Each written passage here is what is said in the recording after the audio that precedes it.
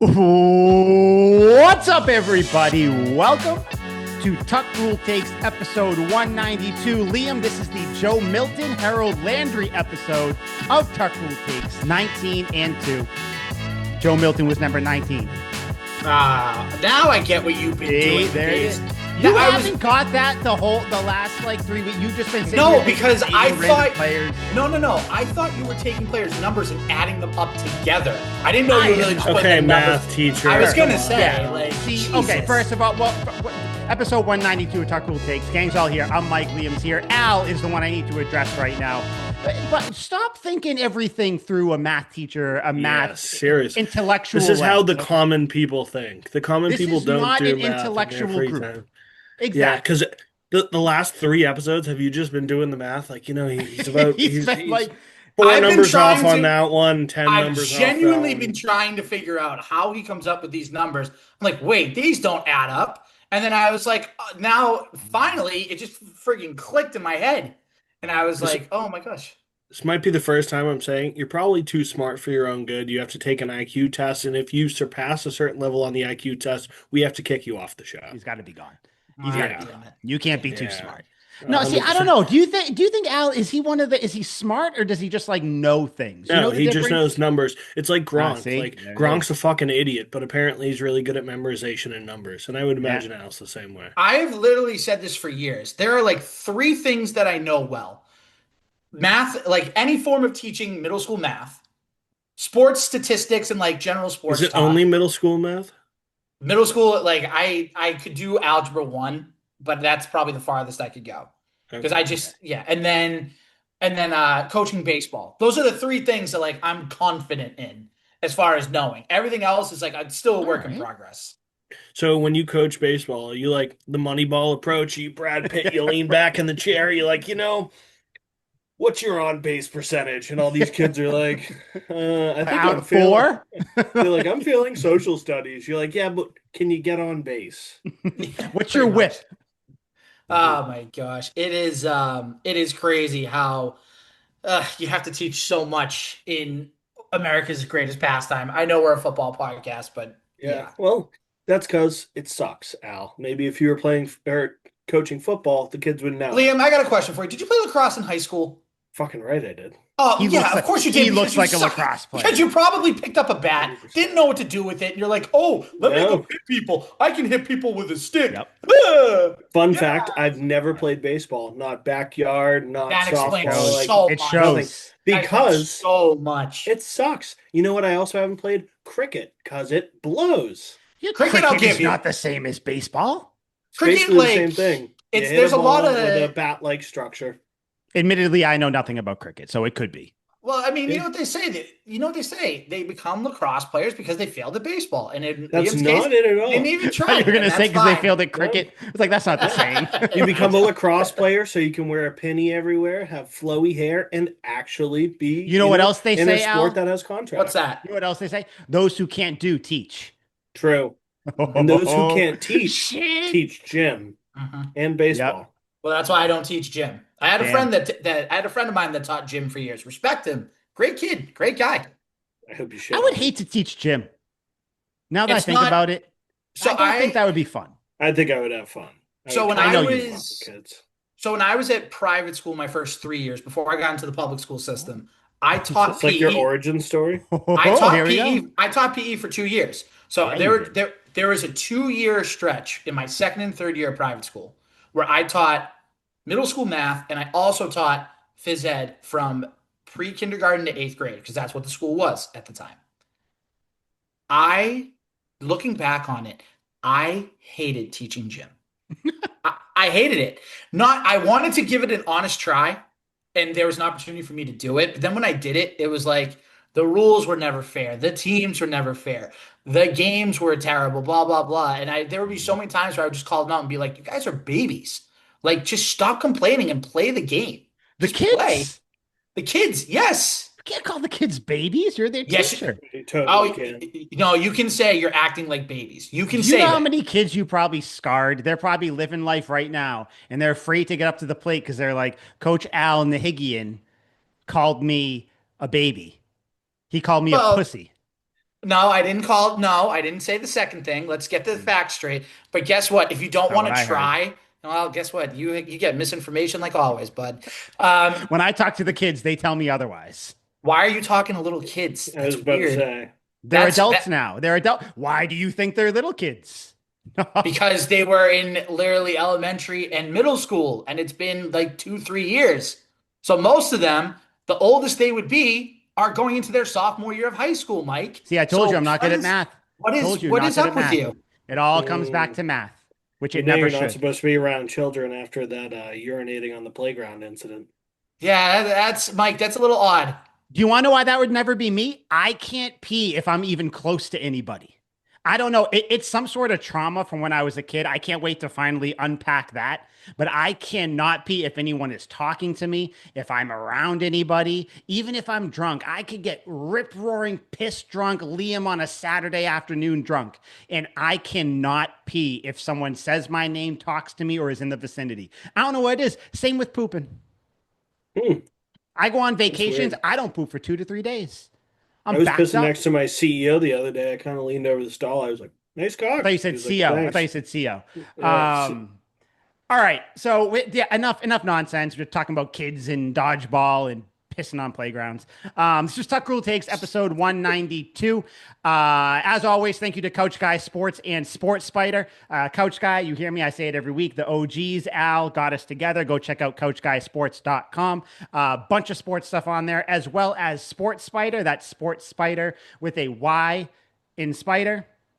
Go there, go click NFL, go to the Patriots tab. You'll see us right there. We are still there. I check every week. We're still on there. Check it out. Couch Guy Sports and Sports Spider. Um, so I had texted you guys a couple days ago. I know that we try to keep it lighthearted and fun, as you could see from our quick little 5 minute discussion in the intro here. But I don't want to get too into the serious side of it. But obviously, if you are an NFL fan or really just a person who watches the news, you saw there was I guess, an attack on the NFL headquarters. It didn't end up getting to the NFL floor or whatever it was. Someone with an assault rifle, all that, normal stuff now, basically. I feel like it happens once every month now, an incident like this. But this brought up, I don't want to talk about that because this isn't what we talk about here. We're going to keep it more football. The person who did the attacking, the shooting, and everything, in his little note, he mentioned concussions and Roger Goodell, and this is the reason why, blah, blah, blah. So it made me think of NFL and concussions, and I wanted to talk to you guys about this because I feel like we've always known for at least as long as we've been watching football. People older than us, didn't care about concussions and everything, or definitely people older than you guys didn't care about concussions and all that. But concussions have kind of been at the forefront of the NFL recently, and the NFL has tried to fix the issue, whether it was genuine or not. They got those big space helmets that they wear in practice. They've tried to adjust the helmets, I guess, too. They're trying to litigate certain hits out of the NFL and all that.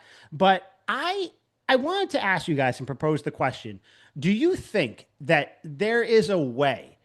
I'm not asking for a specific way or anything, but just do you think that this is all just kind of like fool's gold, kind of trying to get concussions out of the NFL? Because it is a contact sport. There's only so much you can do when people are on the field. We've seen it. There's a reason why there's so many flags. People do illegal things, illegal with the air quotes, illegal things on the football field when it comes to hitting and everything. So, do you think there's any sort of way to litigate concussions out of the NFL at all? And I also got an interesting quick little follow up afterwards, but just on the thing of concussions, like, do you guys see this problem going away at all? Just the general. You're talking the generality of concussions, right? Sure, and then take it wherever you want. I kind of just want to talk about it a little bit because it's kind of interesting. I mean, no, because and I hate to sound insensitive about it, but it's part of the game because guys are running at high velocity. They're running at high speed, banging into each other like helmet to helmet, shoulder to shoulder, whatever, with a lot of force behind it. Naturally, if you get hit in the head with a lot of force, you're gonna probably get some sort of head injury. That's why and especially, and I'm just going to bring it to the youth level for a second. That's why there's more of an emphasis on flag football because there's no hitting. You're grabbing, flags from the waist, and there's not as many injuries, right? That's why they emphasize that at the youth level more. And even into high school, they're starting to do like flag leagues and stuff like that. So again, I hate to say it, but it is part of the game. Now, I think the NFL is doing everything they can, like you said, Mike, with the shells and everything else too. But I think there just comes a point where we have to unfortunately accept that there are going to be concussions and they have to be handled the right way.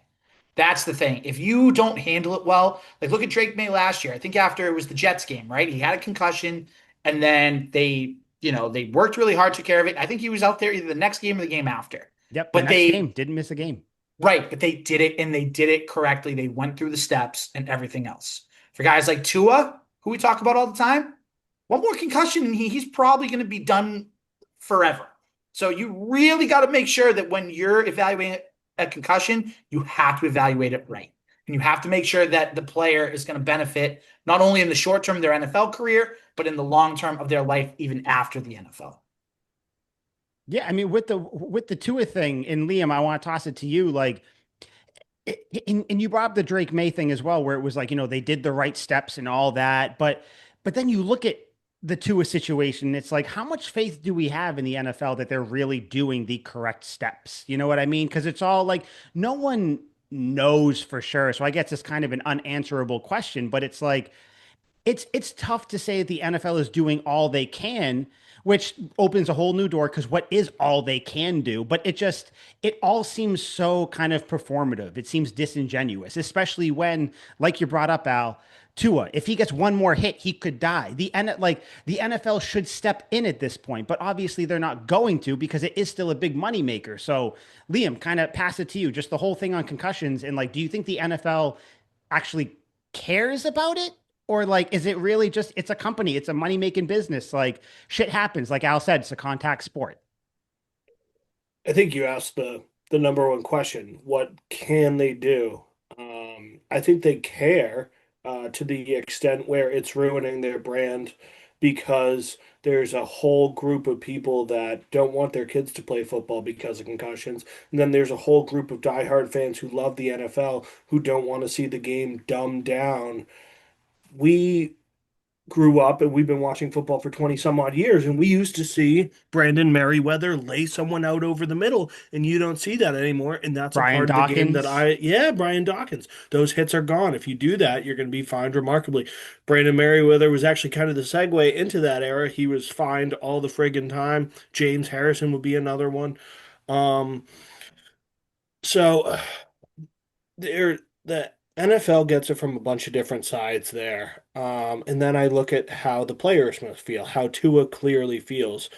He loves this fucking game and he doesn't want to retire. He doesn't care how many concussions he gets. He loves the game. It's his passion. And for that, I have the ultimate respect for Tua. I'm not a crazy fan of him as a football player, like as his play, especially, we like the Patriots, fuck the Dolphins. But like as a man who clearly has a passion for the game, I jive with that. I think that's inspirational, even if it's misguided because his family obviously don't want to lose him. It's kind of like there was a guy who did like the wingsuits who just died. He was one of like the most popular wingsuit guys. He just died. Wingsuiting or whatever, squirrel suiting, whatever the hell the proper term is for it. And the message was he died doing what he loved. It's you hear it all the time with people who ride motorcycles. If they get killed in a motorcycle accident, well, he was doing his favorite thing. That's just kind of like the silver lining to it. And I think football is an unbelievably great passion to have. You're a modern day gladiator. You're going to get hurt. You're going to have those days where you wake up on a Monday and have to limp or crawl to the bathroom to get ready in the morning. That's just the way it goes because you are tougher than the normal population who can't do this, which, much like being a soldier or in any armed forces, you're doing something that a lot of people can't do. So they receive proper benefits for it from the NFL, especially after the junior seau and Hovind Bletcher thing, which I'll get into in a second, after all that came into play, then the NFL is giving more benefits. The Mike Webster thing probably was the kickoff to all that. But the NFL, they care to the extent that it's hurting their brand, both with people who are not fans of the NFL or maybe casual fans, and then diehard fans don't want the hits to go away. So they're in an unwinnable situation here. They're doing their best to take care of the players after it's already happened, but you're putting a band-aid on a bullet wound. So what can they really do? Because I don't want to see two-hand touch football in 10 years when I'm watching this game. I don't like watching a quarterback get sacked and the defensive lineman penalized. Like, I understand losing Tom Brady for that year totally blew. Got to see Matt Castle, kind of awesome. But, like, I digress. I understand why that would suck for a fan base if Joe Burrow's out for the season. You're like, well, we're fucked. We're going to get the number one overall pick. Patrick Mahomes goes down. The Chiefs will actually maybe be okay. But, like, that's just how it goes. Like, if Drake May got hurt this year, I think we'd all be pretty fucking miserable, right? So you're teetering a line. It's almost unwinnable for the league. And then there are the really bad moments like Hovind Bletcher. For those of you that don't know, in late 2012, he him and his girlfriend, who was introduced to him by Jamal Charles, because his wife was his Hovind Bletcher's girlfriend's cousin. They had the classic on again, off again relationship, got in a lot of fights. He ended up going out and staying over some chick's house all night and came back the next day and they were arguing. So he shot her dead, went to Chiefs facility, confronted Scott Pioli, former vice president of player personnel with the Patriots, who rounded up everyone that he could, tried to talk Hovind Bletcher off the ledge, but he kneeled down again next to his car, gave himself a cross sign, and shot himself. And those moments are alarming, and that takes the extreme. It's like the Junior Seau thing. Somebody who has to shoot themselves, that's the farthest end of the spectrum. But think about all the players we've seen retire and nothing happens. Any of the guys from the 90s, the 2000s, stars that we loved growing up are now retiring in droves. And most of the time, I would say 80% of the time, you don't really see, I would say 98% of the time, you don't see those extremes like that. And 80% of the time, you don't even hear about their day-to-day struggles, though I'm sure many of them have them. But they know what they signed up for. It's like when I hear Drew Brees can't raise his right arm over his head anymore. Yeah, well, that makes sense. Like, if you're a baseball player swinging a fucking bat for 20 years, you're probably going to have some elbow issues. Like, it's just, if you're doing a repeated motion, people who are basketball players have to have shoulder surgeries all the time. This is an unnatural motion. It's just the name of the game when you're trying to be perfect in the sport. It's unwinnable for the NFL. It's kind of unwinnable for the fans, too. You feel bad for the players, but they get the ultimate glory, too, and they get respect mostly by their fan bases, and if they're unilaterally loved like Drew Brees is, they get loved by everyone. But that's just, it's a fucking impossible situation. Dude, like you said, where you have some of the hardest hitters, James Harrison, Rodney Harrison. That's kind of funny. Yeah. Kind of ironic there. They're doing fine. Like you said, I'm sure day to day, Rodney Harrison hurts him to get up. James Yep. Harrison, he seems in shape, but he'll get there eventually. But like, I'm sure they've suffered some concussions and whatnot too. Hardest hitters in the NFL, Brandon Merriweather too. He might have had a couple of screws loose before he got to the NFL. Probably. And I mean that in a nice way. But like you don't see, like you said, there's an extreme. Brandon Merriweather. Where do you go to school, Liam? The you. There you go. But like there's obviously an extreme there, and I thought about this a lot today before we got on, and I think I just kept coming back to the same term. It's an occupational hazard.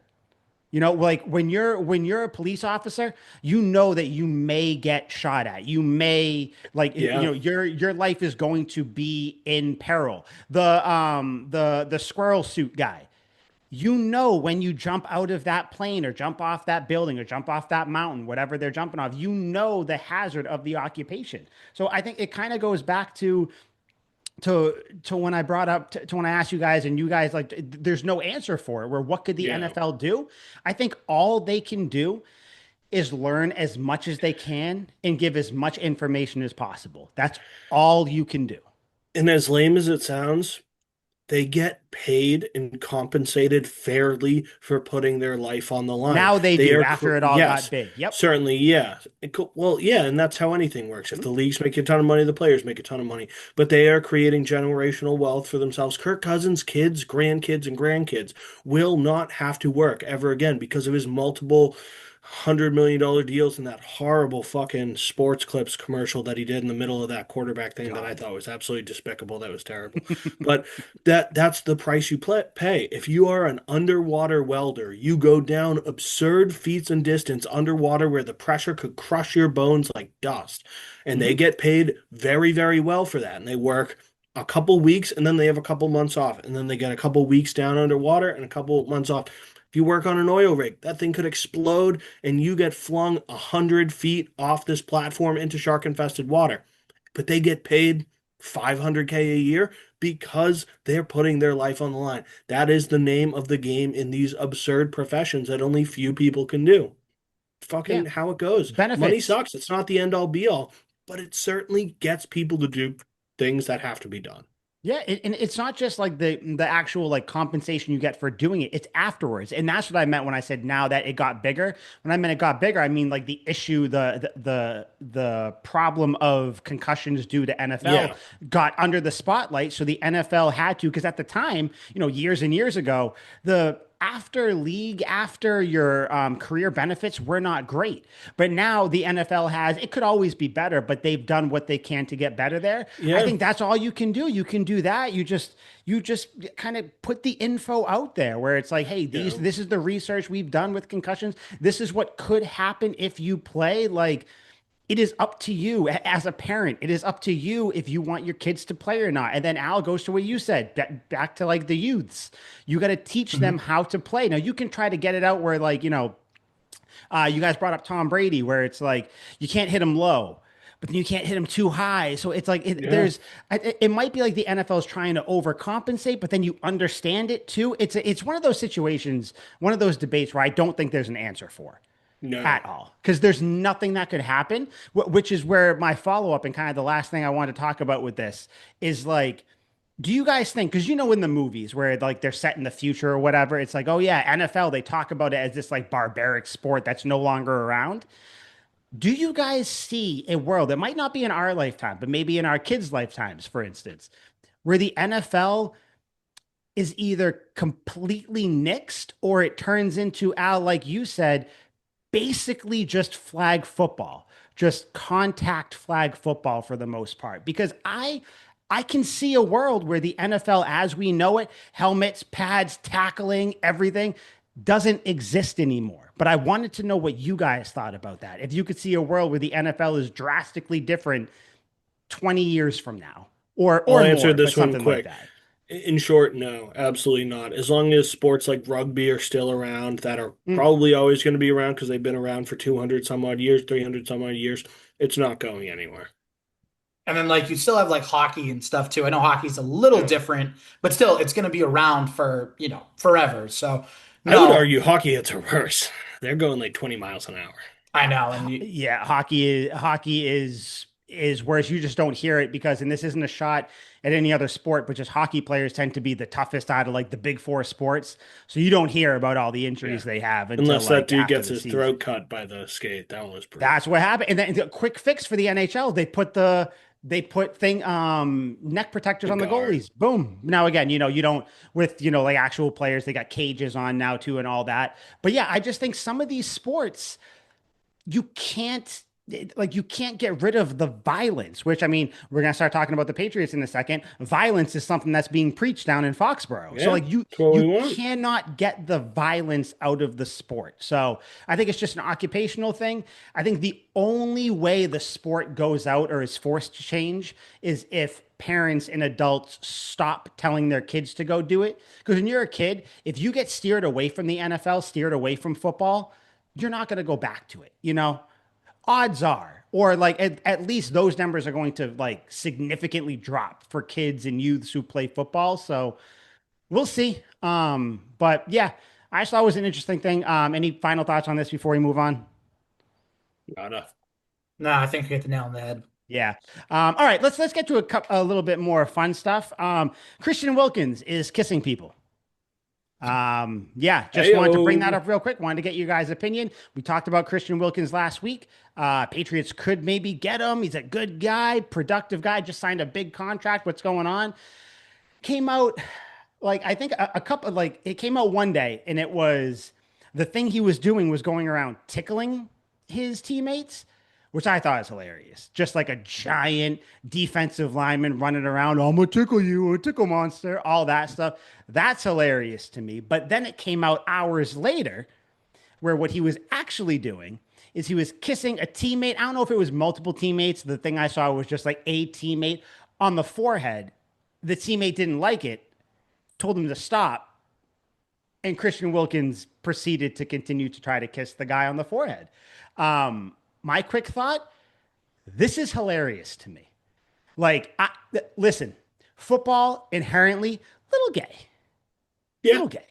And I'm not definitely. even saying that I'm just saying in guys, when guys are all hanging around each other, we are three men, things get just a little funny. Like Yeah, no one's like fucking or anything, but it's just like, it's a little like gay, a little shit, questionable. baseball, you slap everybody's ass all the That time. bath. Yeah. So like I don't know. And like Christian Wilkins, like there's been videos now coming out of him doing weird shit on the field, like grabbing Yeah. people's fucking crotches and stuff, which like you hear that happens in like, fumbles and piles and everything. So I just wanted to get you guys quick opinions on this. I feel like it was a big story, so we kind of have to touch on it.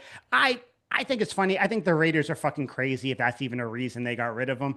But shit's funny to me. I don't know. What do you guys feel about this, if anything? I think they're kind of using it as an out because he keeps getting hurt. It's definitely weird. Like you got to know your audience. I have a buddy, like I know Christian Wilkins type of person. In fact, he's a lot like a buddy of mine who very much makes these kind of jokes. It's not so much physical where he's trying to kiss you, but the jokes are very like people that are new to hanging out with him are like, oh my God, what's up with that Whoa, guy? And like he has no problem convincing lock her some up. people that he's fabulous. But I remember when he went to school down in Maryland, I was going to visit him, and he was like, "Hey, just a heads up, like I'm not gonna use my normal brand of humor down here." He's like, "You got to know your audience, and if you do that down here, like they'll fucking kill you." He's like, "They just really don't like that down here." Like his basketball team and like group that he was with, he was a D1 baller, and he was like, you got to know your audience. Like if it's you and me, like we can pal around. My roommate, he's the fucking man. Like we could joke around with it. He's like, but you can't do that to the center on our basketball team because he'll snap your ass in half. Like so, he's like, and it And just not takes some like sort. that. 100%. Yeah, no, not like that. See? No, in fact, the polar opposite. He will make sure he doesn't do that. But it's just kind of like you got to know your audience thing, and that's where I think Christian Wilkins went wrong here. Like you said, it's an inherently questionable sport. It's a bunch of dudes in tights that are rubbing up on each other and falling all over each other. And I totally understand. It definitely looks suspect at times, but like, man, like, how can you not tell that somebody's super fucking uncomfortable with that? Yeah, that's true. Al, kisses on the forehead. What do you If think? you're doing it once to just be an idiot, like do it. Like just like kind of read the room first. Like if there's someone that you know would be like adamantly against it, I'm probably not going to do it. But if I see that it's like a good friend of mine or something like that, or someone I know, it's like okay, whatever. Like if Christian Mhm. Wilkins is doing that, and by the way, the player that identified as the one that didn't like it, right? Was, Who? was Who it was it? Max Crosby? I No saw way it was Max no, Crosby. I saw it was former Patriot Adam Butler, if I'm not mistaken. Ah, yeah. Oh, I think. okay. I Yeah. think. I saw that quote where he was like, if some people have, what do you say? I'm like, I'm going to look up the quote. Yeah. Cause it was a weird quote because he was like, if people have problems, they got to talk to people or something. But yeah, it was Adam Yeah. Butler. Yeah, and all I'm saying is like if you do it once and the guy's like, "Hey man, don't do that again." You just respect him as a man and you're like, "You know what? Okay, fine. I'm not going to do it again." But if it was like, "Oh, it's nothing," or they're laughing it off, like who cares? But again, there is a line that it's like, "Hey, I'm telling you, person to person, man to man, hey, I don't like that. Knock it off." And then at that point, Christian Wilkins, if he continued, then that's on him because then that's not respecting the boundary put in place. But There is otherwise, a, I I was was just gonna gonna say, say, harmless fun. yeah, there is a brand of humor that some people don't like, and it can be anything. I'm not just talking about like homosexual acts. Like it could be any type of Yep. humor. Like Vulgar it could be, humor, whatever. yeah, Yep. like you can, I don't really care, but if you were to make fun of somebody for being bald, maybe they get super pissed. Somebody's weight, they get super pissed. Like there are certain things where you touch on and people get super sensitive. This could very well be one of those things for Adam Butler. And like if you just can't see that, like Al said, like gotta read a room a little bit here. Like Right. He said if and this is just like a little bit of the quote or like the beginning or the end or whatever, but he said if you got something going on in life, talk to somebody. Don't make any hasty decisions. Get help. who Bro, said that? Adam Butler. Bro, he kissed Uh, you on the forehead. Like, I mean, like I'm gonna I live don't with you. know. I don't want to be kissed on the forehead by No, me any of you. neither. But like Yeah, I wouldn't I'd be like, if we won the fucking Super Bowl, sure. Like fucking kiss me you on the can lips. yeah, no, you can throw like an Yes. affectionate like I love you, bud, shit like that. But like if we're 4-11, I don't want you fucking touching me. And I don't want you touching me in most circumstances. Oh man, so you mean I can't give you a kiss on the forehead when we go to the brook? Prefer depends on how much money we win. But Let's say we win like a grand each. no, it'd have to be more than that. It would have to be like a life-changing I something. was gonna say, what about 5 grand? We We're both win getting 5 grand. close. You could bring me in for an extended hug at 5 grand. Okay, because we hug a lot anyway when we're together. Yeah, but We like do. you can linger on the hug if we're at 5 grand. Like if we win 50 grand, dude, you can kiss me on the fucking lips. I don't care. Okay. You guys know what Okay, this made me good. think of? You know when What? you know when remember the Titans with Sunshine? Yeah, 100%. Oh, of That's Forces what it course. I on him. thought of. And I'm like, dude, that like I don't know. I get it, like you said, and like we're not going to spend any more time on this, but like you guys said, I get that like some brand, like I don't know what it is, like just some people, it's just not your brand of humor. You just aren't okay with Yeah. it. Personal space. It might not even be the kissing thing. It might just be you're in my personal space thing. But like I don't know. I understand the emotions behind it for the person being kissed, but the commentary around it, like guys, this isn't a big deal. Like just like move on. Like it is what it is. This is professional sports. Guys get a little affectionate sometime. It is what you can't kiss your buddy anymore. Come on. But yeah, and just to kind of wrap it up with him, I don't think the Patriots are getting Christian Wilkins. Has nothing to do with this. I just think that his injury might be more of an issue than we thought. So. Yeah, I Yeah, think that's the real probably. reason they cut him. Like, I don't think it's because he kissed a role player. Like, if he kissed Max Crosby and Max Crosby went to the GM was like, get this fucking guy out of here, they'd be like, yep, sure, whatever. I think Don't Max Crosby don't would fucking have kill me. it would have been an Yeah. issue right then and Max there. Crosby, yeah, he probably would have hurt that It guy. would have But been like, it would have been a it's problem. it's clearly his type of humor. I have a friend, not the dude I was talking about down in Baltimore, but a different one. He's got a bad propensity for kissing dudes when he's drunk, and he's You got a done it a lot of bunch. friends that just like to He's to got he's got a kiss. wife he's got a wife and 2 kids, and he just like loves to kiss the boys. And That doesn't stop you. yeah, it doesn't mean he probably wants to leave his wife. Probably, but I am proud to say he's never once kissed me. It's been three of my friends. I'm sure it's he's gearing up for it at It's some point. coming, I'm ready literally. for the Ladainian Tomlinson stiff arm when that Where happens. he'll But dodge it, get right back in, kiss you yeah, on the chin. 100%. He perseveres. He got my buddy on the cheek. All right, but yeah, Christian Wilkins, whatever. Liam, you're about to be mad with this topic though. Real quick, Micah Parsons and Terry McLaurin, by the way, two people have officially requested a trade from their respective teams, with Micah Parsons with the Cowboys, Terry McLaurin with the Commanders, who, by the way, we'll talk about at the end of the episode. The Patriots are going to have joint practices with the Commanders. So that'd be an interesting little twist on it. But Micah Parsons, big long ass Twitter post today. I'm not going to read it. I kind of looked at it and I did. It was like the meme where it's like, I'm not going to read all that, but good for you, I bro. read Like if every bit of that's it. what it is. I did too. But yeah, he wants to be gone. And then Terry McLaurin officially requested a trade as well. I kind of want you guys' thoughts just on both of them. Like just the fact that they're both pretty good players, regardless of any sort of biases we have towards the Cowboys or the Commanders. Two good players want to leave. Do you guys think they're going to leave their teams? Do you think the Patriots have a shot? And just what are you thinking about it? So I'll go first on this one because we're just gonna call it like it is. We know Liam's biased toward anybody in the NFC East. We know that. It is what it is. So I'm Unless gonna it's the give Eagles. Well, actually, he's biased with them. Yeah. right, exactly. So I'm gonna give the level-headed take here. Do I think the Patriots will get either of these two guys? No. Do I think that they could get both of them if they really wanted to? Yes. You have the draft picks and you have the salary space, the salary cap space. You have both of those in your favor. You have the most salary cap in the NFL right now at this moment. Now, looking at both players real quick, Terry McLaurin, this is a contract negotiation tactic. We know that this is what it is. Like this, it's the Brandon Ayuk situation all over again. Yeah. Brandon Ayuk last year, apparently the Patriots had a deal in place to send Bourne and picks to the 49ers for Ayuk. Ayuk didn't want it because he didn't want to leave. He just wanted the 49ers to pony up the dough. Sure enough, they did.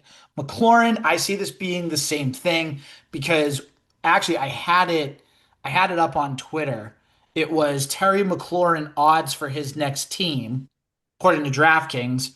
And it has the Commanders in first with minus 250. The Patriots are second with plus 450. And then the Raiders are third with plus 500. So, and then a couple other teams to throw in there, all in the thousands for whatever. The Titans are in there, the Chargers are in there, the Jets, Browns, Steelers, Cardinals, Seahawks. But the point being, McLaurin's not going to leave. He knows that the Commanders need him. He knows that they want to go back to the NFC title game this year, or at least have a shot to do so. So McLaurin, I think, stays. Micah Parsons, however, based on that post and based on what was in the post, I think there's a real possibility that Micah Parsons is not going to be a Dallas Cowboy come week 1. I think that there is some true animosity on Parsons' side. I think he's really mad at Jerry Jones and the Cowboys organization for the way that he was treated and the rumors that were going on about him and his contract situation and everything. And I think he wants a fresh start. And honestly, that is the guy at this point that I think the Patriots should go after. Now, do I still think they should go after Terry McLaurin? Yes, I've been clear on that, but I don't think they're going to.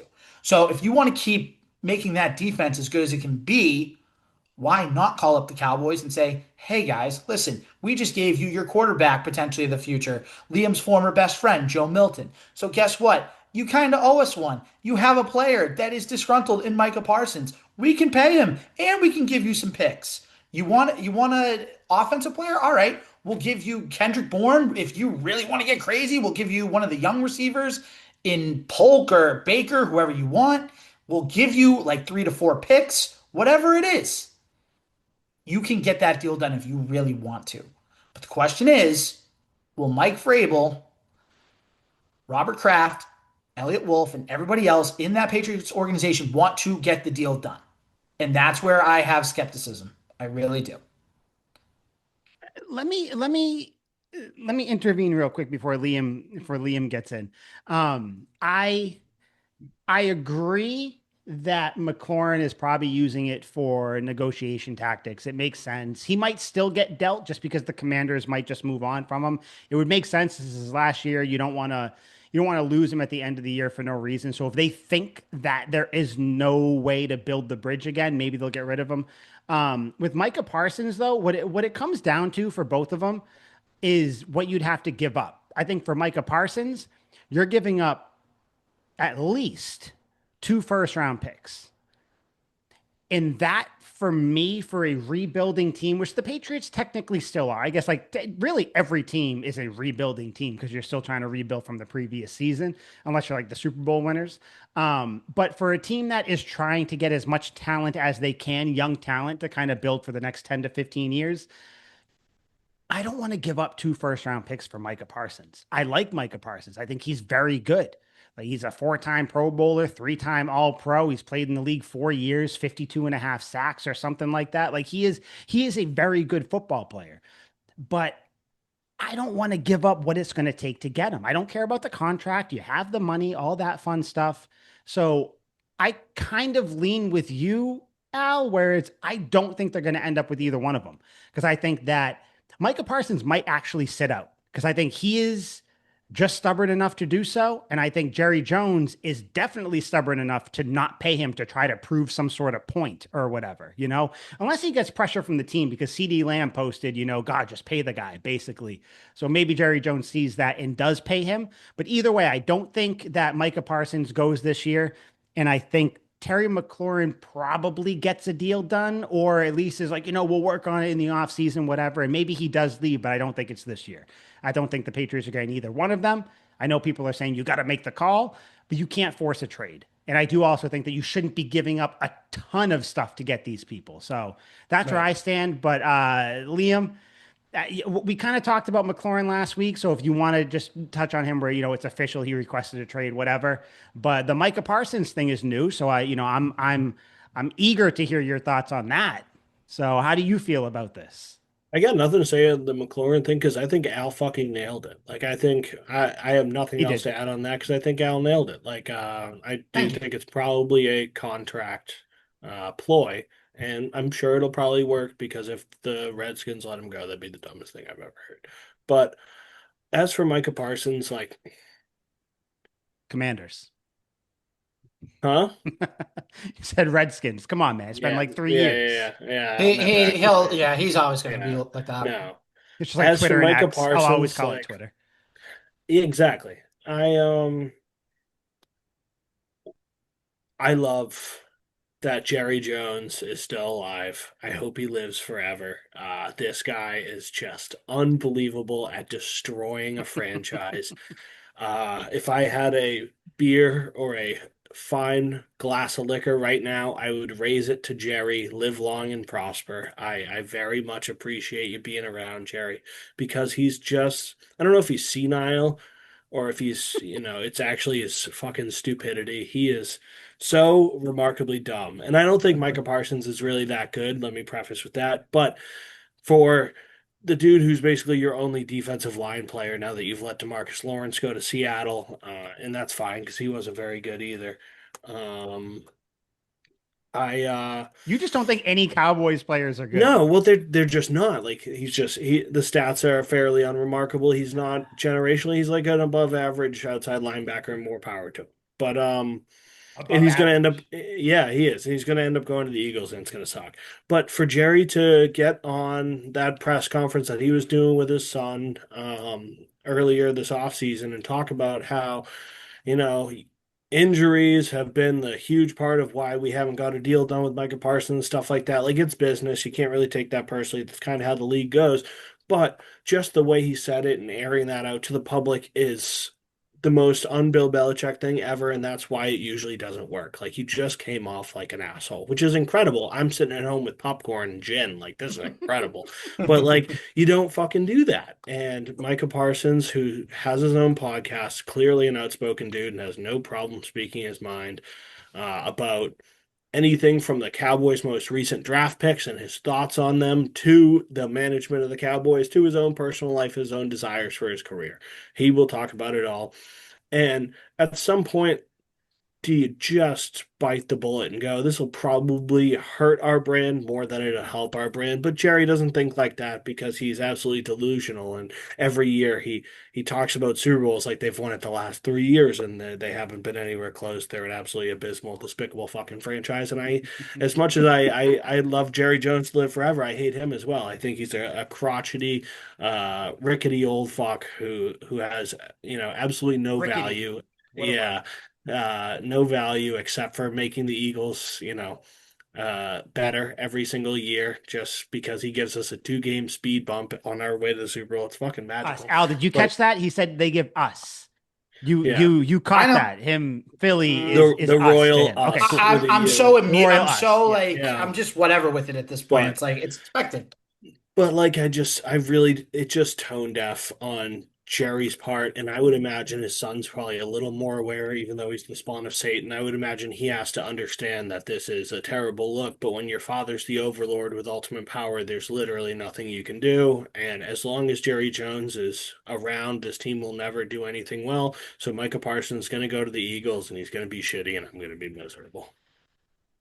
I would love to sit here and refute you and go back and forth and talk about Micah Parsons and Terry McLaurin, but I've come to the realization that the Patriots are not getting either one of these guys. I'm kind of like you, Liam, when we first brought up Christian Wilkins, even when we brought up TJ Watt way back before he signed.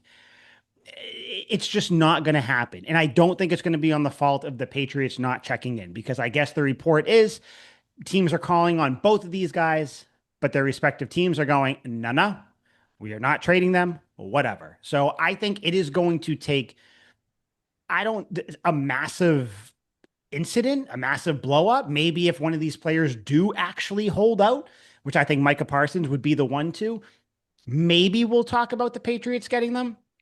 But I don't want to really spend a shit ton of time on it. My only question to you guys, if you had to pick, say both these guys are going, you had to pick between Micah Parsons and Terry McLaurin, who would you pick? And Liam, yes, you do have to pick between the two. Who would you want based on the team the Patriots have right now, if you had to pick between them?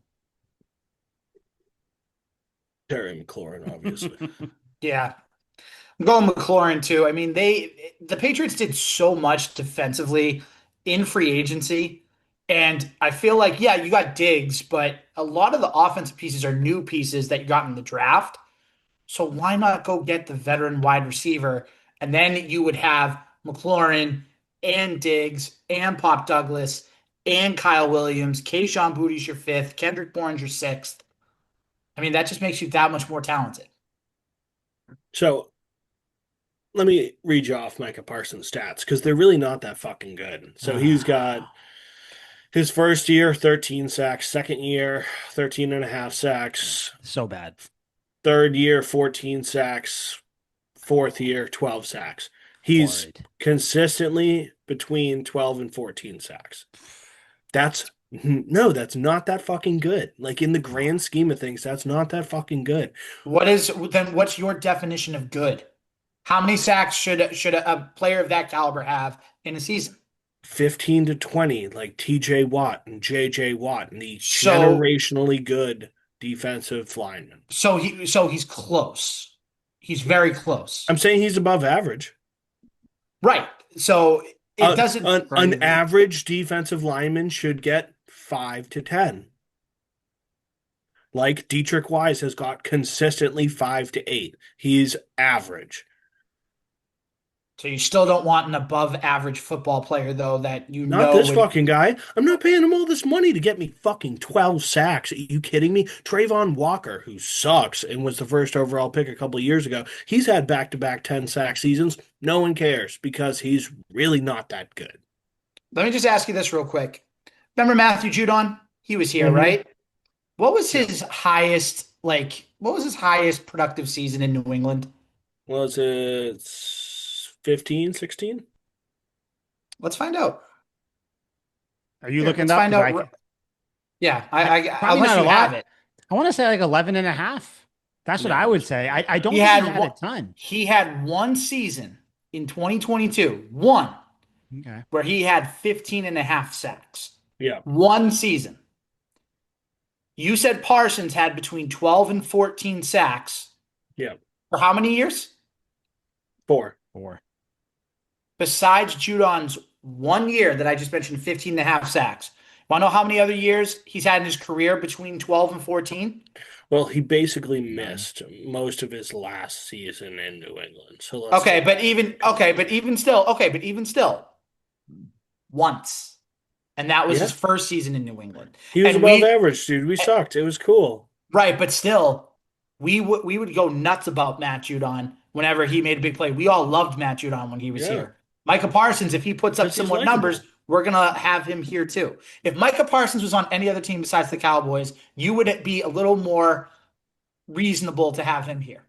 It's tough to say because he's not, and he's on that despicable. He would. You were the biggest Joe Milton honk last year, and now he's on the Cowboys. And he hates Drake Maye. Because Micah Parsons, when he goes to the Eagles, I'm probably going to hate him. You're probably going to hate him. Let me ask you something. You said who is the guy you brought up, Walker or whatever, that had 10 sacks Trayvon last Walker, 2 years? Yeah. Okay, so you said you said he has that, but no one cares because the sacks didn't impact much or whatever or anything, right? So why are we putting so much emphasis on exact numbers?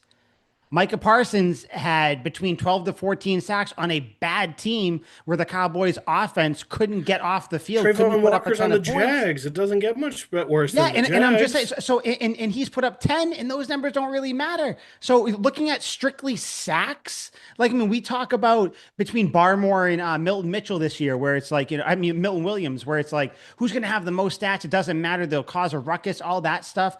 I don't get wrapped up in stats. I know you do with sacks and also touchdowns with like receiver or tight end touchdowns. I don't, because I think that is all kind of subjective to the actual game, like specific game that's happening Yeah. that day or Oh, I'll whatever. look at the other So factors. I promise you. I will look at you're impact. not And with I'll Micah. tell you. I'll tell you Micah Oh, Parsons' impact. It's fucking nothing, dude. They're a oh my terrible team. God. Their Okay. defense has been dog shit. I Okay. swear to God. You're right. The Eagles smoked them by Right. an average Yep. of 23 points. Swept them last I season. hate your Eagles fandom. I How, hate it. how, Let me ask you. how was Micah That's cool. Parsons in those games? That's a great impact he had on those fucking games. That's awesome. That's awesome. So we all think, let me to bring it to a former Eagle. We all think Milton Williams is going to be like a very, very tremendous defensive lineman for the Patriots, right? I don't think We so. are No. hoping bull fucking shit. I don't think he's dude. going to be tremendous. I told you he wasn't going to. He's a Let me just rotational defensive yes. tackle. I This told that's you. fucking crazy, dude. The Because Eagles let oh him my go because God. he's just a rotational guy. He's a pass rushing defensive This man tackle. doesn't live in No, reality. All right, so I said Christian Barmore should have more sacks. I think Christian Barmore's a better player. Oh Milton my Williams is goodness. getting overpaid, dude. I've been saying this. Same with Oh my Josh Sweat. You goodness. could let him fucking go. He's not that good. He's a product of a great defensive coordinator,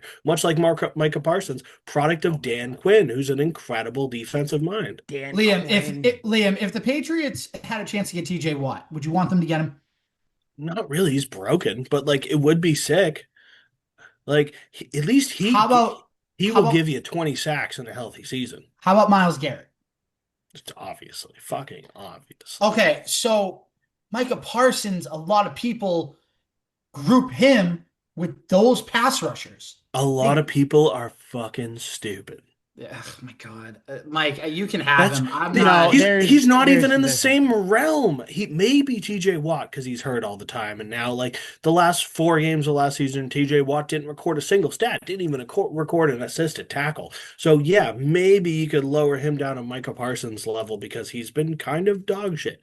But if you say Micah Parsons and Myles Garrett, that's like saying Micah Parsons and Aaron Donald. Like fucking no, not even close. They don't even belong in the same hemisphere. So at the end of the day, the Patriots aren't getting either person. So be ready for Patriots fans, Patriots Twitter, Patriots radio to freak out about it and be like, "Oh, this is just, we all thought the Patriots were turning a new leaf and look, they're the same cheap Patriots, don't want to give up whatever, blah blah blah, X, Y, and Z." And it's going to be a frustrating time, but just expect the Patriots not to get any of these people, which guess what, guys? And we'll wrap it up here with them. I'm fine with them not getting any of these guys. It'd be awesome. And just to answer my own question I asked you guys, I would prefer Terry McLaurin as well, but they're just not going to get them. It is what it is. I am still fine with this team going into the season at defensive line and wide receiver. Of course, sure. Like you always would wish that like things could be better. Like, you know what I mean? This isn't like an all-star team that we're putting on the fucking field. But like for what we have right now, realistically, I'm fine with it. This is all good. So I don't think the Patriots are going to get any of them. I think that all three of us, we would probably assume none of these guys are coming to New England, right? No. Yep. Okay. God, I hope so not. move on. Whatever. Patriots training camp. We're finally to like the actual Patriots portion of the show. This is really all we have left. But a lot of storylines coming out. First week of padded practices. First and foremost, I want to start with the most important thing, I think, which is kind of the most important or popular talking point coming out of Foxboro. Will Campbell. He has had positive plays, negative plays. He's stringing together some good practices. He has some bad reps, some good reps, bad reps. And I don't mean that technique wise. I mean, he's just getting beat. He got beat by Keon White at one point or a few times. Don't care. He got beat by Braden Swinson, I guess. Clean one. I think that was in one-on-ones or whatever.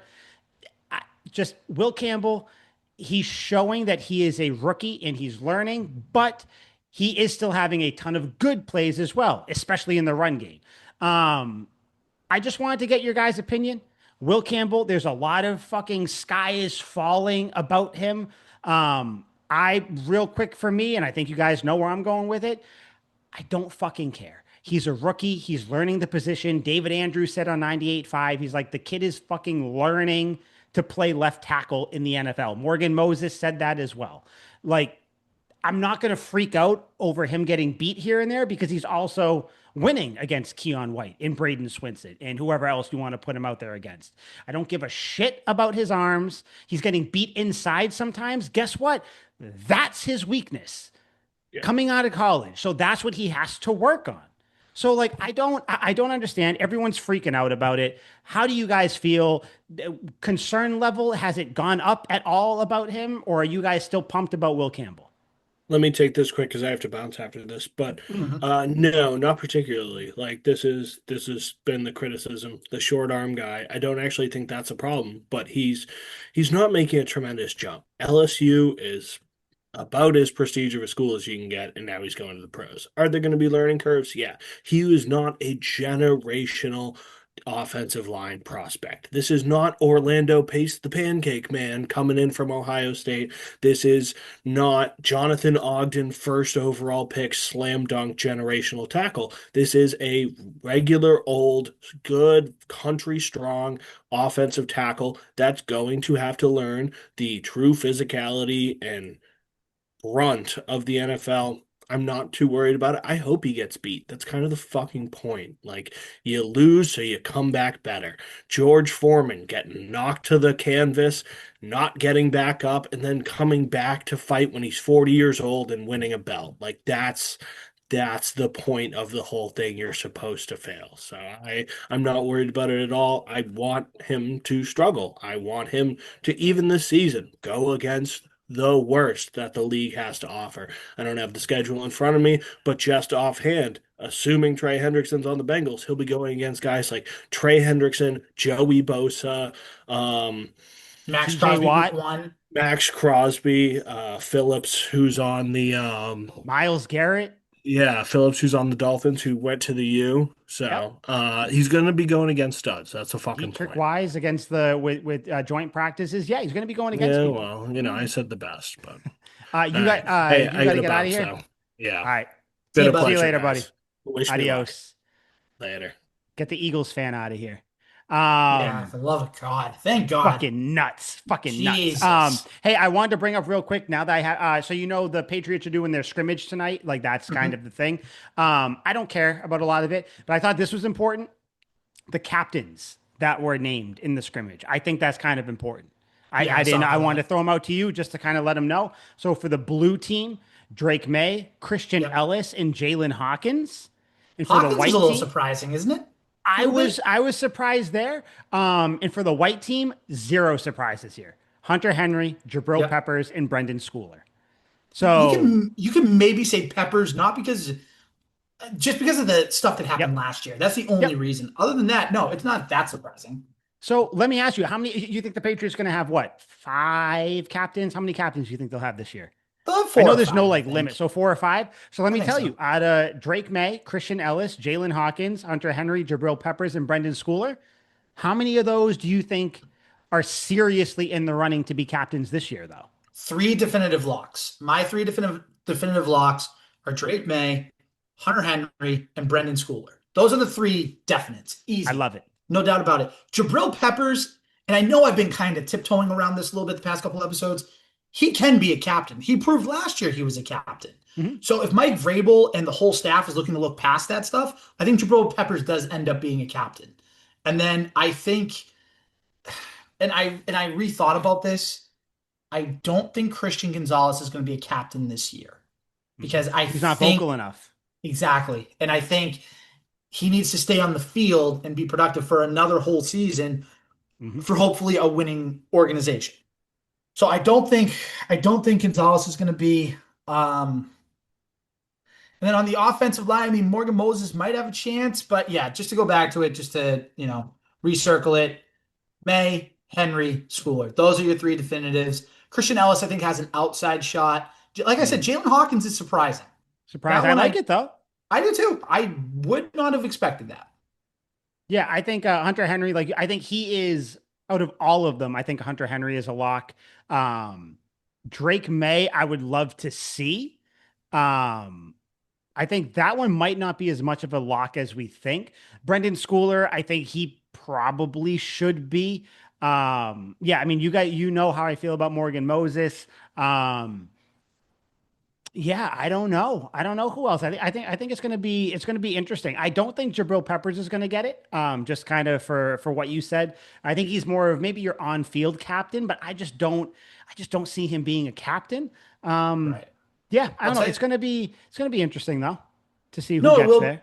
it will be. And just one thing that I just saw right here on Twitter, real quick, looking from Brian Hines, who covers the Patriots for Pat's Pulpit.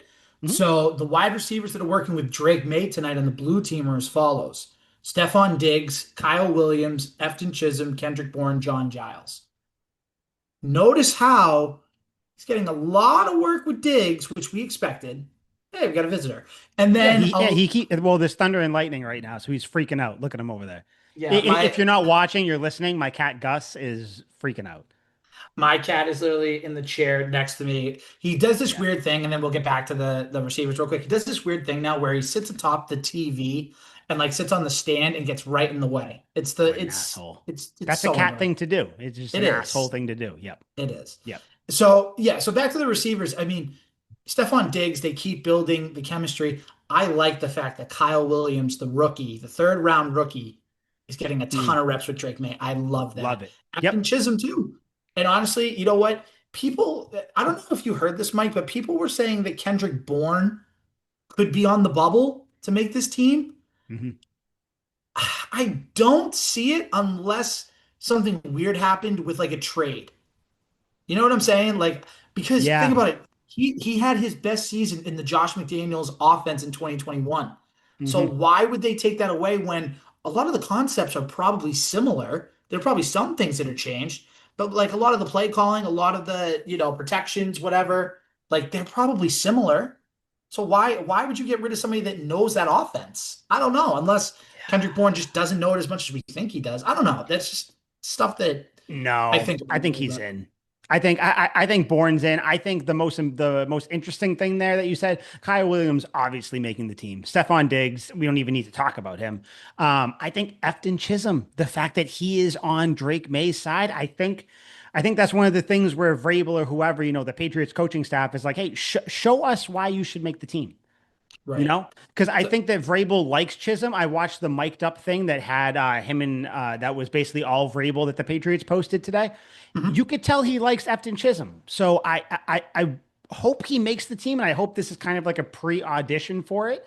But yeah, I think Kendrick Bourne makes it. I know that like maybe he's not getting as many targets at practice or whatever, but I think Right. he makes it. I think like the real like I mean, if we're to just run it down again real quick, I think it's gonna be Diggs, Williams, Hollins, Booty, Bourne, and Chisholm. I think those are the guys right And there. you said Douglas, right? You said Pop Douglas. Oh no, I didn't. Yeah, Douglas too. Yeah, because I do think they're going to carry seven because I think that Matt Collins is going to play a little bit more special teams.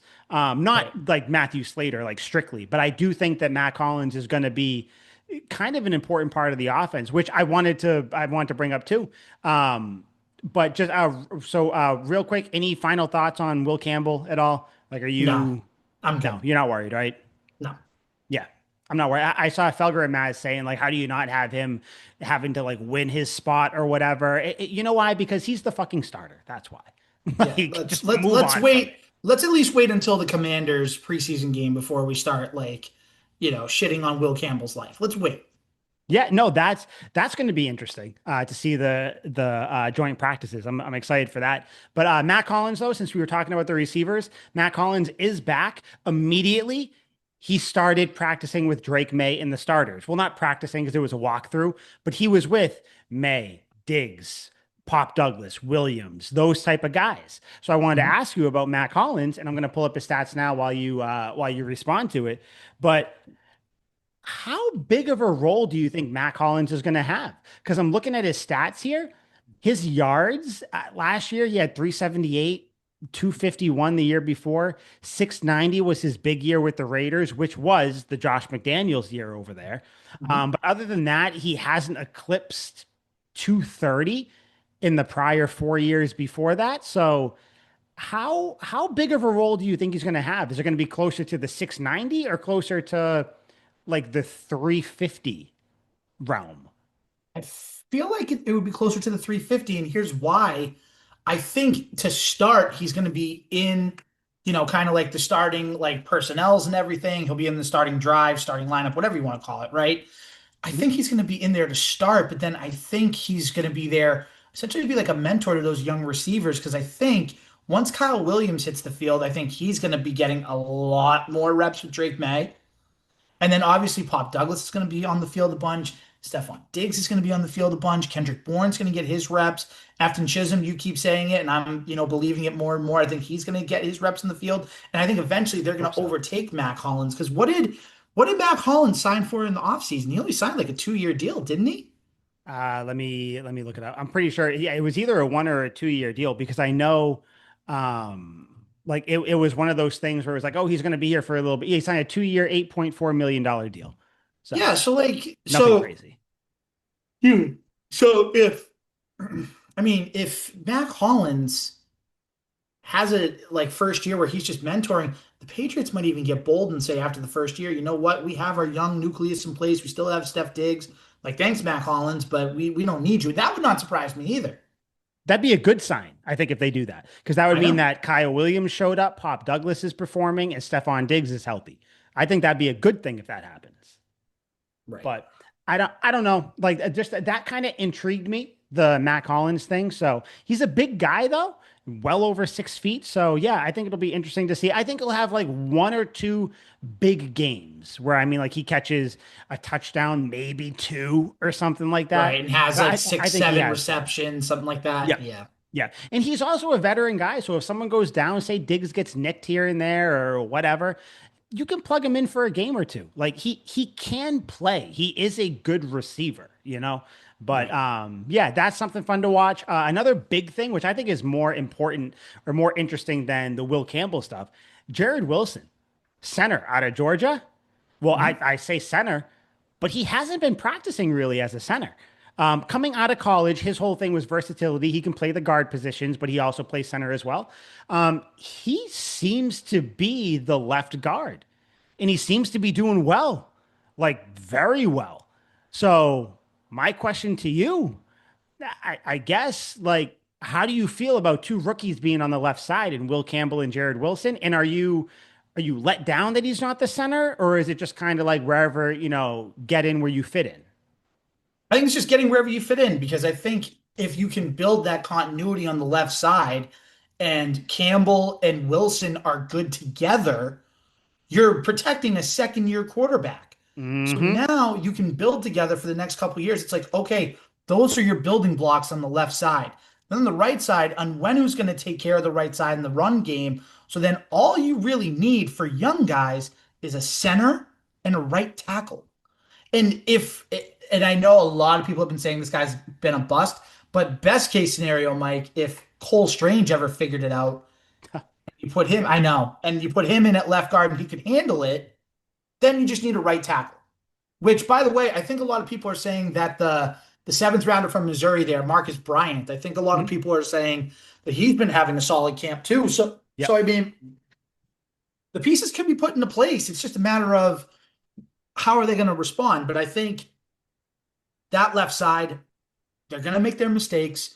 There's going to be some games where it looks really ugly, and we're going to be texting in the group chat being like, Campbell and Wilson, they suck right Hmm. now. They can't Yep. block for shit, whatever. We're Third going to and have, four, someone blows by Campbell for a sack. Yep. yeah, but it's Yep. like, Campbell, what are you doing? But like, that's part of it. That's part of a young team getting back. And it wouldn't surprise me week one with Max Crosby rushing in if he gets a couple sacks on Drake May. It wouldn't surprise me because, again, it's building blocks. That's it. Yeah, dude, and it shouldn't upset anybody either because like this is still a rookie where like obviously that there's a lot of scrutiny where it's like should they have took a receiver, should they have traded out, should they have done whatever, but listen, if it takes a couple games for Will Campbell to really or even just a couple practices, couple preseason games for him to get his sea legs under him, I don't care. Like you said, the I'm thinking forward to like maybe later on in this season or next season and years beyond where it's like you got the whole left side of your line set. Will Campbell, Jared Wilson. Drafted them the same year. They're good. I don't give a shit that Jared Wilson's playing left guard and he was a center. I don't care. Like, Right. get in where you fit in. That's awesome. You two on the left side. Like you said, that Bryant kid, because he was the right tackle with what's his name, Armand Membu or Yeah. whatever. And the only reason that Bryant didn't Brian get a was lot. the left tackle and Membu was the right tackle in Missouri. Yeah, That's yeah, right. yeah. And the reason why I think Bryant didn't get a lot of shine was because Membu was so good at right tackle, where it was like he can also play left tackle and he's great and all that. No, I'm not saying Bryant is going to be this like Tom Brady diamond in the rough, but if you can coach him up, let's just say he's your right tackle. Like you said, you got Mike Onwenu for a few years. All you really need to do is just cover center, which I think every year you're trying to draft the future starter for a position or something. Like you said, God forbid Cole Strange does something where it seems like he's kind of getting pushed to the background. He might be a depth piece this year and then he's gone after the year, which it is what it is. We knew that when they didn't pick up his option. It is what it is. But yeah, man, this offensive line, I'm very like hesitantly kind of with everything on this team. Hesitantly excited about it. I think joint practices will be big. I think Dietrich Wise is going to be a big test. Who's on the Commanders, who the Patriots have joint practices with next week. It's going to be a big test for Will Campbell because Dietrich Wise is a lanky motherfucker, very long arm. So I think that's going to be a nice, quick little litmus test just at the beginning. But just offensive line right now, if you had to kind of grade it, whatever, how you feel, or number, whatever, your comfortability with the line right now. We know it's better than last year, but like, Yeah. how do you feel kind of projecting out over the season? Like, if this is the line, let's just say it's Campbell, Wilson, Bradbury, and Wenu, Moses. What's your confidence level in that line?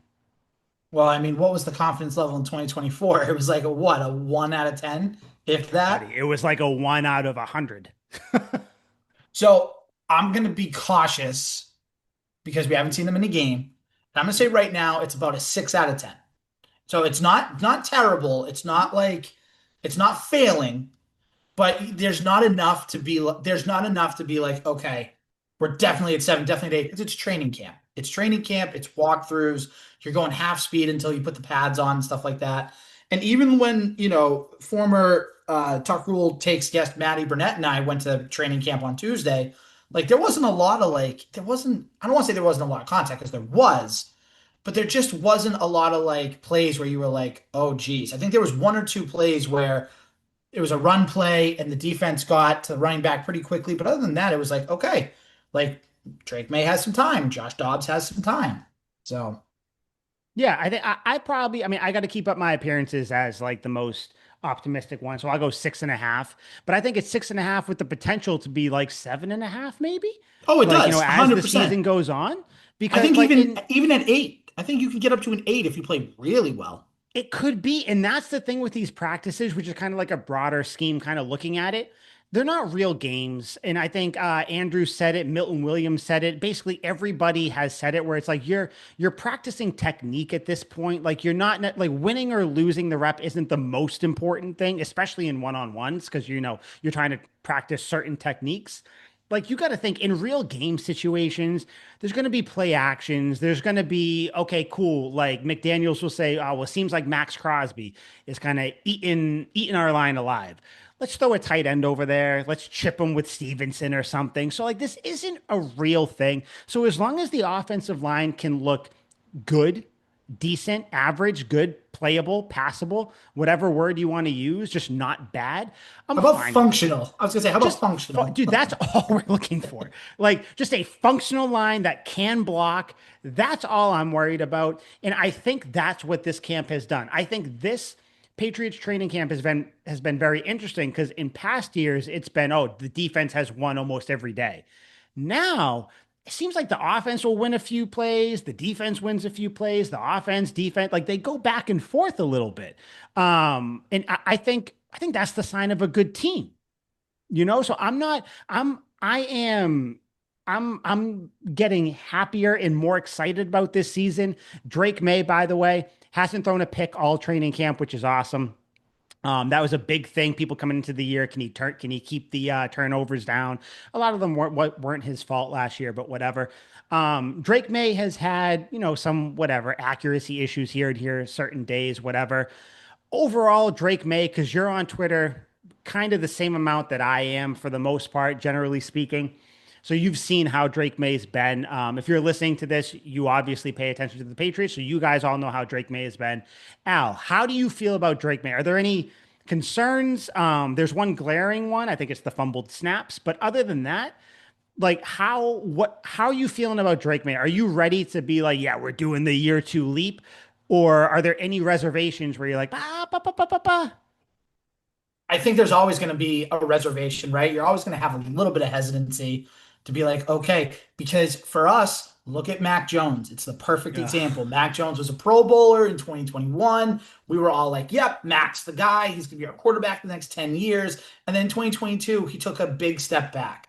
Now, again, it's different because Mac Jones in year two had not one, but two offensive coordinators that could not coach the position. At least Drake Maye, Matt say, Patricia. and Joe Judge. Say what you want about Alex Van Pelt in the first year. Like at least Drake Maye was able to find some good within AVP system. Now you got Josh McDaniels that is known to do well with an offense and run an offense incredibly efficiently. So I'm excited to see what happens with it. Now, again, we just talked about it before. Look at the offensive line. If the offensive line doesn't hold up and isn't healthy, then we got problems. Because I don't know about you, Mike, but I do not want to see Vidarian Lowe or Demontre Jacobs again unless it's for like one game. And even with Vidarian Lowe, I don't want to see him out there at all. I don't. Yeah, I just that's don't. like all right, it's fucking PTSD from last year. Like I Yeah. don't, So I don't want that either. Yeah, Drake May, like I know that there's been a couple days, couple stretches of plays where it's like some accuracy issues or whatever. I'm not gonna harp on it too much. This is his second year. He's still going to have some bumps and bruises. We just hope that he doesn't make the bonehead plays. I'm expecting him to miss some people here and there. That's fine, because I think Patriots fans are still stuck in the Tom Brady way of thinking, mhm.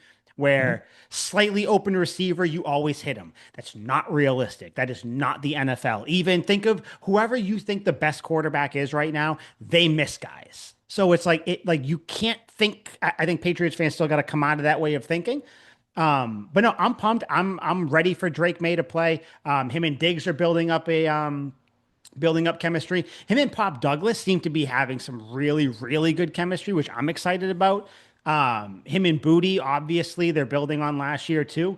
So yeah, I'm pumped. And then Kyle Williams too. Yeah, I think you gotta. It, this is going to be a very fun season, I think. Like with just the players in place, the coaches, like you said, McDaniels, he's a professional coach. He knows how to coach offense. Like he's not just going to bang his head into the wall and keep doing the same thing if it's not working. He's going to tailor fit the offense to Drake May and everybody. And yeah, I'm pretty excited about it. Other things coming out of training camp. Carlton Davis is back, so that's good. Christian Gonzalez. Oh yeah, Yeah. because he got hurt when we were gone, right? We haven't talked about Gonzo, but um, yeah, Gonzalez is out. I guess a hamstring injury. It's not Yeah. expected to impact his week one availability. Him and Worry Davis aren't level. participating in that scrimmage tonight. Oh, they're So not. Oh yeah, I figured Gonzo wasn't, but yeah, Davis isn't. no. Yeah. Well, I mean, I think Vrabel said that like they have a plan with Carlton Davis, so I don't think this is going to be a season long thing. I think he's going to be fine. But yeah, the Gonzo thing sucked, but we were all holding our breath. He should be good to go for week one. Um, Trying to think any other training camp storylines that you could think of that you want to chat about before we leave. No, not really. I mean, there was one thing that I had heard the other day. I forget which station because I know it wasn't 98.5, or it actually might have been 98.5, but they were talking about the backup quarterbacks and how the Patriots ranked 21st in backup quarterbacks with Josh Dobbs. And I was like, I get it. Like you want to have a decent backup quarterback, but how many NFL teams truly feel comfortable with their backup quarterbacks?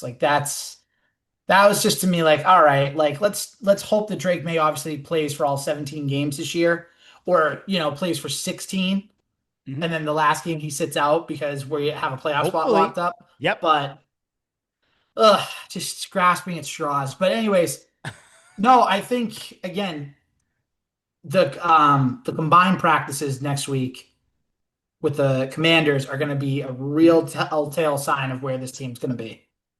Yeah, that's going to be good because you get, obviously different team, different schemes that you don't know what's coming necessarily. So, yeah, I'm excited about that. I fully expect after day one for there to be overreaction on both sides, good and bad.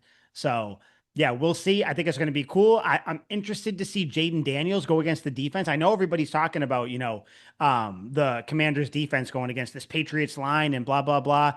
Cool. I want to see the Commanders offense go against the Patriots defense. That's what I want to see. I want to see Right. like if they can contain like what does Robert Spillane look like in coverage, or maybe against the run, or what does Harold Landry look like getting off the edge, or blitzing Milton Williams, Christian Barmore. Like there's a lot of interesting stuff going on. I will say, just to wrap it up, I think we feel much better this time of year than we did last year. And even the year before with Mac Jones, because it just seems like the commentary coming out of Foxborough, generally the arrow is pointing up. Bad plays, bad reps, all that stuff, that's fine. But generally, it looks like the team is a team. They know what they're doing. There's talent at positions. And I think it's just, I feel like just like you, I feel like I can speak for you and Liam. I think we're just ready to go and get to football. That's what it seems I like. 100% agree. Yeah, because I can't like God. When's it for the first preseason game? In a couple weeks, right? If I Yeah. remember correctly, or something. So cool. Yeah, yeah. I'll even fucking. I can't wait to watch preseason games. Yeah, Cannot wait. the Patriots game against the Commanders is Friday, August 8th. So literally next Friday. Holy Literally. shit! All right, hell yeah. All right, I'm ready to go. Oh yeah, that would make sense. Joint practices, then you play him afterwards. Okay, cool. Anything you're looking for in joint practices? Any person you want to look for? Any specific thing at all?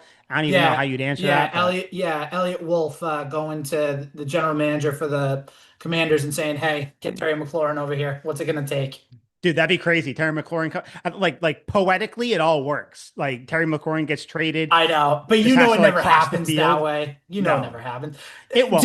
Just real quick to cross sports, the Red Sox had a chance to go get Joe Ryan. They were just in Minnesota. That didn't happen. So it never happens like that. So Red Sox thoughts, real quick, before we get out of here. How are I you, want.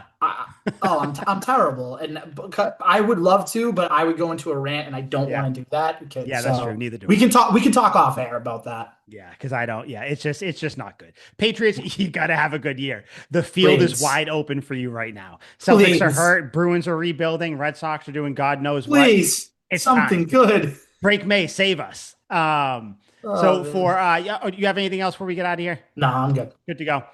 So for Liam, this is Al. This is Mike. This was Tuck Rule Takes, episode 192. We will see you next week after joint practices. Hopefully, we get some fireworks, some interesting things coming out of it. But yeah, there'll be a ton to talk about next week. So we'll see you then. We are out. Sweet feet. Sweet feet.